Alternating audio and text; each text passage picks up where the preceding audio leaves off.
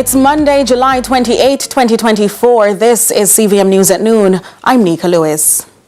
The police in Whitfield Town are taking a new approach to community policing, this time collaborating with a few young residents to launch a fitness club.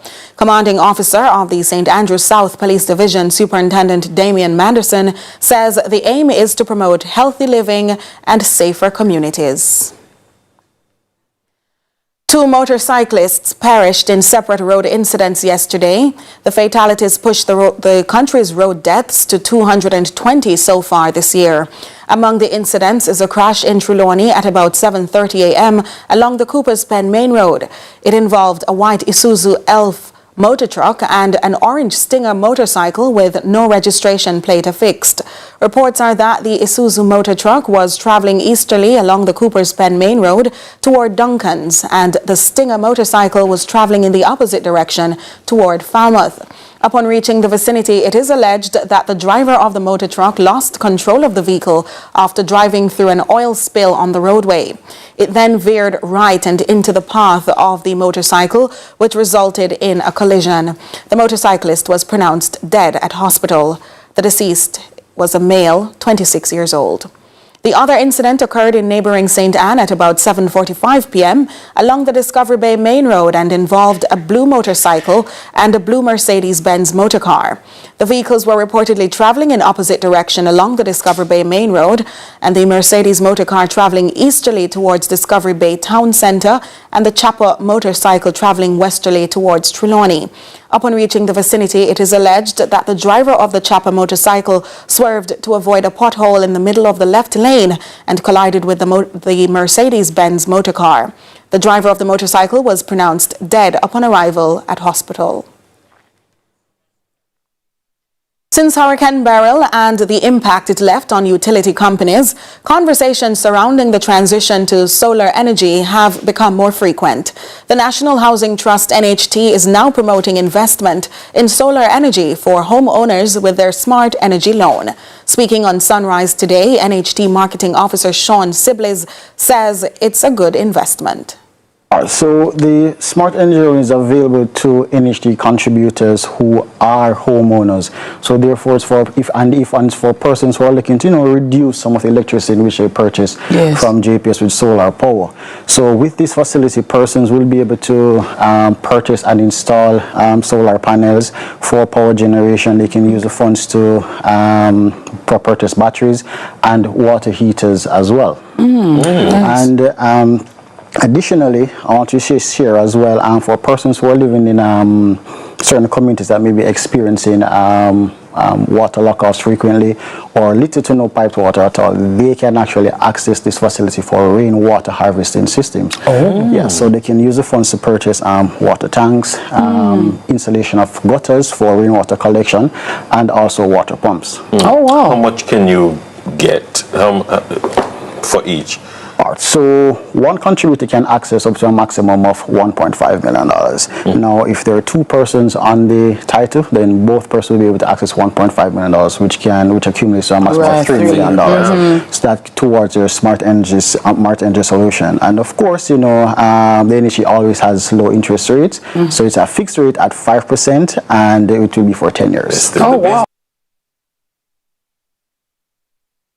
Well, we now take you back to that original story at the start with police service and community members working for fitness in Whitfield Town. What we do is inclusive leadership. What we do is inclusive policing, where we engage the communities, we walk, we talk with residents, we ask them what they want. In other words, we police with the citizens' consent. And so as we work with the residents, as we work with the young people in Whitfield Town, which is, again, I keep emphasizing, one of our toughest, one of our more difficult communities to work with. But as we engage the young people, we come to realize that, guess what? Unless we can work with them, unless we can engage them, unless we can be involved with them, then we will not have lasting peace within these communities. So what we did was that we walked the community, we spoke with individuals, and as I emphasized, one day I was in my office, and some young people that we met while we're doing the walkthrough, while we're doing the visits and the knocking on doors, the widely publicized meeting, they came into us and said, sir, saw you numerous times, and we have an idea, we have a suggestion that we want to bring to the fore for us to engage with the police. We want to start an exercise program, but we fear that you might not be with it or that we can't do it. And we said, no, I want to hear more. Let me hear more about this. And we sat in for almost an hour. We listened, we talked, and then we decided that, guess what? We want to be a part of this. We want to run it. We want to make it work. And so from that came what we now call the Whitfield Town Exercise Club. Meanwhile, in a decisive move to address garbage pileup in Jamaica's capital, the Kingston and St. Andrew Municipal Corporation, in partnership with the National Solid Waste Management Authority, NSWMA, have ordered several business operators in the city to clean up their establishments or face penalties. On Thursday, the authorities led an operation to a business establishment on King Street in downtown Kingston to remove a pileup of garbage. Britannia Witter has that story. From a distance, the dilapidated building appears to be just another property in need of repair. However, what lies within is a cause for concern. With heaps of lumber cuttings almost as tall as the building, the owner of the establishment is no stranger to city inspectors and members of the National Solid Waste Management Authority, NSWMA.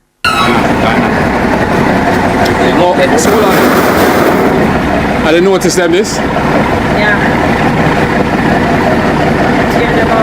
We would have served 3 sets of notice over a 2 months period.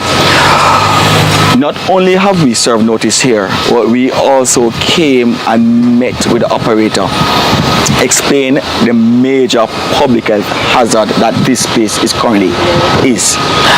He asked us outside of the notice period for an extra 2 weeks. I said, okay, go ahead and clean up the place. On Tuesday of this week, the notice, the extended period that he asked for came to an end. City Inspector at the Kingston and St. Andrew Municipal Corporation, KSAMC, Alric Francis, says the property poses a great harm to those around it.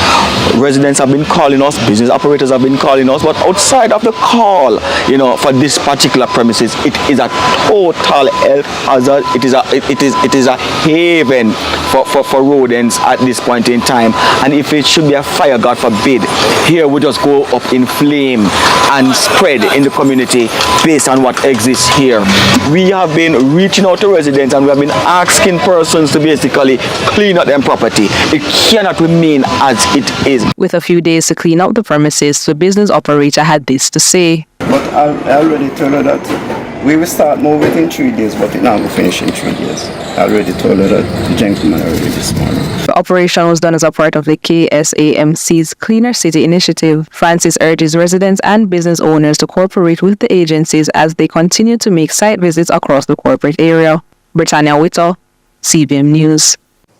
The 2024 Paris Summer Olympic Games got underway last week with many Jamaicans basking in the anticipation of gold medals for the track and field events. But retired Jamaican sprinter and Olympic silver medalist Sanjay Ayer says many factors are at play for the sprinters in the men's 100 meters race. Speaking on CVM's lead story, he gave his predictions as Jamaica continues its quest for Olympic glory. With Kishane, pound for pound in terms of speed and execution, he's probably the most polished sprinter out of the three. So I would call him the favorite going into the Olympic Games. Noah, to me, lacks a great block start and first 30 meters for his acceleration. He tends to come from behind. And I just feel like if Kishane and even Seville, if they could get a magnificent start and they could lead the race through 60 meters, our prospects with those two athletes should be great. Yeah. More CVM News at noon when we return.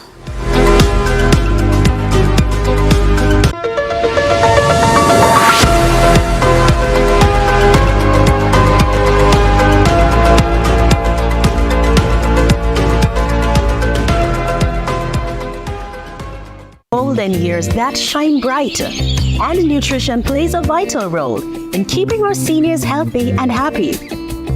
studies have shown that in Jamaica, nearly 35% of men 65 years and older and 10% of women the same age are underweight. As we journey through life, nutrition remains essential. But as we age, it becomes even more crucial. Many older adults face nutritional challenges, and inadequate nutrition with the management of non-communicable diseases contributes to or worsens their well-being.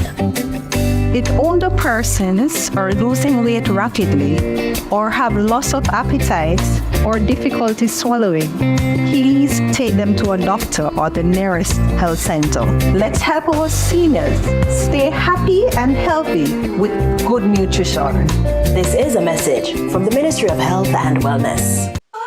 Recycling Partners of Jamaica. Yeah, we got to make a change, and we have to do it now, can't wait for later. We put plastic in its place, and we all can agree that we'll be safer than in the gullies and in the drains. Recycling Partners of Jamaica. We put plastic in its place, yeah, the place have to clean. PET, that up polyethylene, HDPE, buckle up to get screen. Baby to granny, everybody roping. Yeah, we got to go green, you know what I mean. See the sign from the bin, if we drop it in, true car window you flick, that another thing.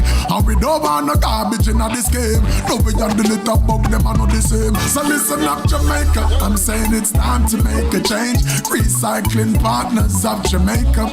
We put plastic in its place, and we all can agree that we'll be safer than in the gullies in the every rains. Recycling Partners of Jamaica. We put plastic in its place. Welcome to Candy Crates, your one-stop shop for everything sweet. Got a craving? Planning a party? We've got you covered. With over 200 different types of candies and chocolates, you're sure to find your favorite here. Create your own ice cream flavor by mixing in your favorite toppings, or enjoy our delicious milkshakes, blizzards, dip cones, and Belgian waffle ice cream sandwich sundaes. Visit Candy Crate at Progressive Plaza Barbican and upstairs Fontana Waterloo. Candy Crate, making every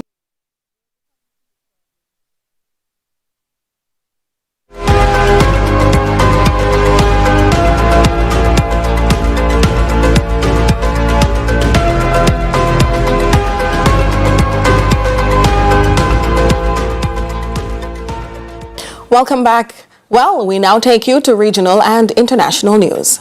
We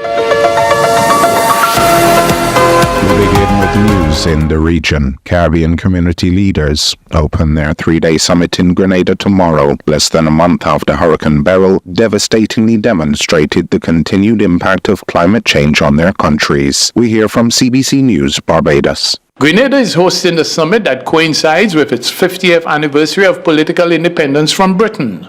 Prime Minister Mitchell says it's important to show the world that Grenada is open for business after the impact of Hurricane Beryl. The ceremonial opening of the summit takes place on Sunday. The usual agenda items include agri-food security, the CARICOM single market and economy, as well as Haiti and regional transportation. But CARICOM Assistant Secretary General Elizabeth Solomon believes that this time around the regional leaders are more optimistic about the developments taking place in Haiti. It's a meeting in which I think we are going to demonstrate how effective we have been in the last 50 years, but particularly in the last year. You mentioned Haiti, the role that CARICOM has played and the CARICOM heads of government have played in bringing Haiti to the point that it is now is not to be underestimated at all. It's likely that the number of dengue cases in 2024 will significantly surpass the number of cases in 2023 in the region. This from Assistant Director of Surveillance, Disease Prevention and Control and Head of Vector-Borne Diseases at the Caribbean Public Health Agency, Dr. Horace Cox. Details from TTT News. This was sort of forewarned at the beginning of the year. We understood due to the climatic changes that 2024 we should really brace in 2024 because it's likely that cases in 2024 will significantly surpass cases in 2023. Setting that aside, what we've seen from the data reported so far globally is that you have about a 200-fold increase on suspected dengue cases in 2024 as of the first 6 months compared to similar period in 2023. So that kind of puts it into context as to what's happening. In terms of surveillance, he said CARFA is continuing to support member states.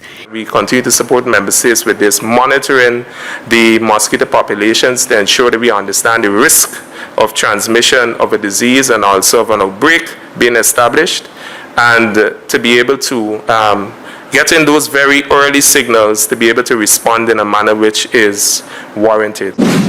And in international news, firefighters are in a desperate race to contain a surge of wildfires spreading across Western Canada and the U.S. West Coast. Canada's Minister of Emergency Preparedness reports 1,160 active fires. 2.3 million hectares have already been burned. More.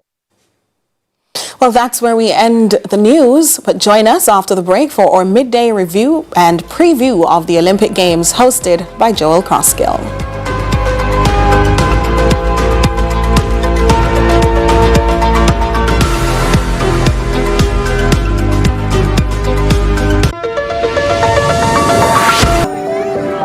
Hey, how was school? It was really good, but I'm really hungry. Can we get some juicy pasta? Sure we can.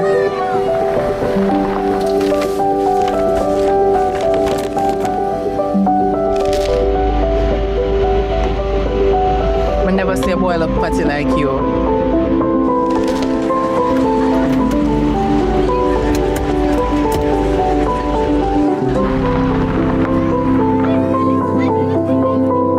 Hey son, you good? No, Dad, I'm starving. Can we get some juicy patties?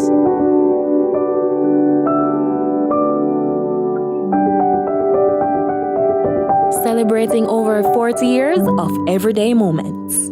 Freedom!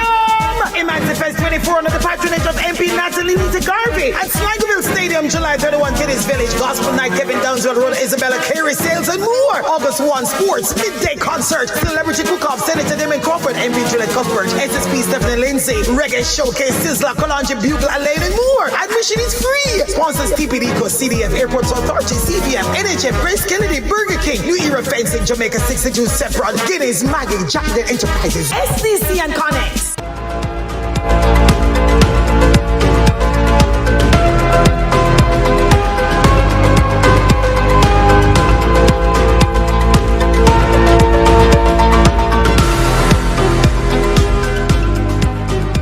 Good afternoon, I'm Joel Crosskill with Midday Sports. Now everyone is waiting with bated breath for the track and field portion of the Olympics to get underway. The heats will officially begin on Friday. However, the 100 meters remains one of the marquee events of the Olympics. Joining us in studio will be Michael Carr, who has been the head of Wilmer's Girls Track and Field Program for 37 years. There he is on your screens. He also guided the development of one Shelly-Ann Fraser-Price during her years at Wilmer's.